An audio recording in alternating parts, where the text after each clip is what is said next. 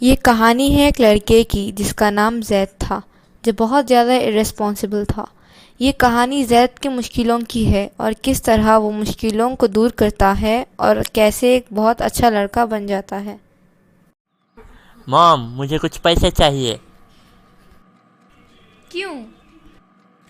मैं अपने फ्रेंड्स के साथ पिकनिक पर जा रहा हूँ। कहाँ? Farm house.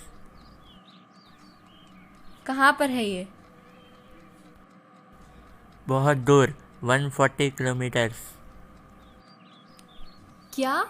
इतनी दूर? मैं इजाज़त नहीं दूंगी। हम जल्दी वापस आ जाएंगे क्योंकि मॉम ने इजाज़त नहीं दी। डोंट वरी, हम इंजॉय करके जल्दी वापस आ जाएंगे। ज़ैद अपनी मॉम की बात नहीं मानता है और अपने एक फ्रेंड के साथ बहुत दूर फार्म हाउस के लिए निकल पड़ता है, ये सोचकर कि वो एंजॉय कर कर वापस आ जाएगा। पर बदकिस्मती से वो एक बहुत बड़ी मुश्किल में पड़ जाता है। रास्ते में उसे कुछ चोर और डाकू मिल जाते हैं। आप लोग कौन हैं? प्लीज़ मुझे यहाँ से जाने दो। इन बच्चों को अपने साथ ले जाएंगे। इनसे बहुत काम ले सकते हैं।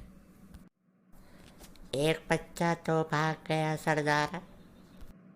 क्या? कोई बात नहीं, एक तो है, इसी से काम चला लेंगे। प्लीज़ अंकल, जाने दीजिए। मेरे मम्मी मेरा वेट कर रहे हैं। Please uncle. अब तुमको यहीं पर रहना है हमारे साथ।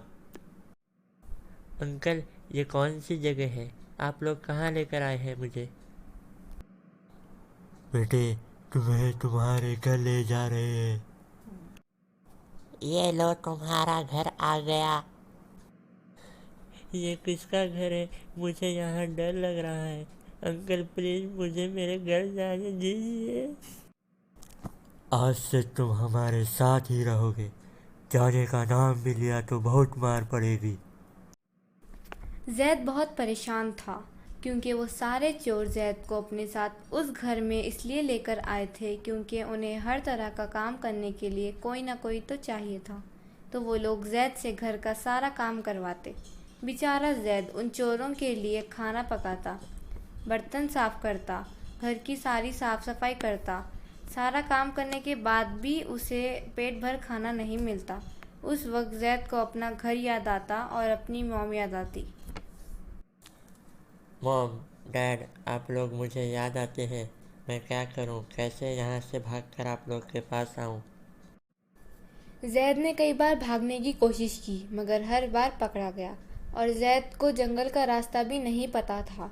रात होते ही अंधेरा हो जाता और अंधेरे में भागने में ज़ैद को बहुत डर लगता।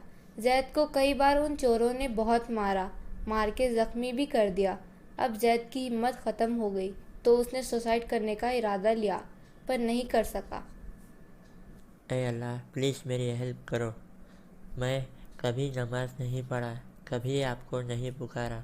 मॉम कहती थी सबसे ताकतवर अल्लाह है, और अब मेरे पास आपसे बात करने के अलावा कोई रास्ता नहीं है। अल्लाह, प्लीज़ मेरी हेल्प करो। मुझे मेरे मॉम और डैड से मिला दो।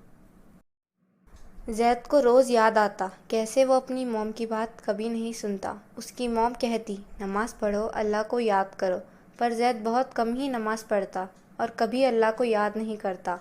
अचानक ज़ैद को याद आया कि एक बार उसकी मॉम ने कहा अल्लाह के पास बहुत ताकत है। अल्लाह ने हज़रत मूसा के लिए समुंदर के 2 हिस्से कर दिए थे। फिर ज़ैद ने सोचा क्या मैं भी अल्लाह से बात करूं, क्या अल्लाह मेरी मदद करेगा। ज़ैद एक बार सो रहा था।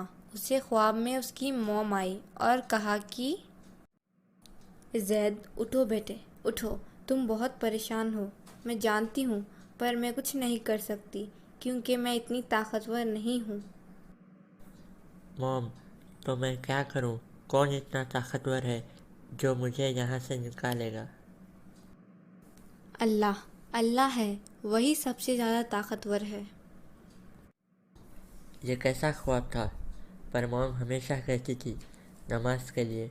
मैं नमाज पढ़ूंगा, अल्लाह से ही हेल्प मांगूंगा। ज़ैद रोज़ आधी रात को उठता और नमाज़ पढ़ता और रो रो कर दुआ करता कि वो अपने घर पहुंच जाए और इन चोरों से बच जाए। 1 महीना हो गया था। अचानक चोरों के सरदार ने कहा, सर्दी बहुत बढ़ गई है। जैद, जाकर जंगल से कुछ लकड़ियाँ काट कर लाओ। पप्पू, तुम भी जैद के साथ जाओ, कहीं वो भाग ना जाए। वो नहीं भागेगा। उसे जंगल का रास्ता नहीं मालूम और इतनी मार खाने के बाद कभी नहीं भागेगा।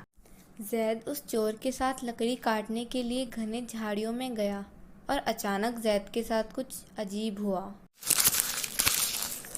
हाँ, कौन कौन है वहाँ पर?